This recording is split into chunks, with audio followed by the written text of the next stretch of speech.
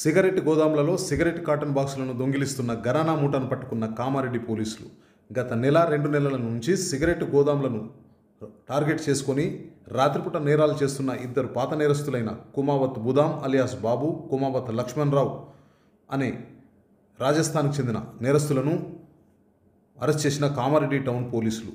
ఇటు నేరస్తులు గతంలో అల్వాల్, లంగర్ హౌస్, కుషాయిగూడ, మల్కాజిగిరి, జీడిమెట్ల, చందనగర్ పోలీసుల నుంచి అరెస్ట్ కావడం జరిగింది. ఇటు నేరస్తులు పటాన్చెరువులో ఇంటిని కిరాయికి తీసుకొని రాత్రిపూట స్విఫ్ట్ కారులో సిగరెట్ కాటన్స్ ఉన్న గోదాములను రెక్కి చేసుకొని తాళాలు పగలగొట్టి సిగరెట్ కాటన్ బాక్సులను దొంగిలిస్తున్నారు. ఇటు నేరస్తులు ప్రస్తుతము Nakrekal, Humnabad, Kamareddy, Mahabubnagar town, Amangal, Wanaparthy town, Wanaparthy rural మరియు వరంగల్ టౌన్లలో నేరాలు చేసినారు. మరియు కుమావత్ ఘన్శ్యామ్ అనే నేరస్తుడు పరారీలో ఉన్నాడు.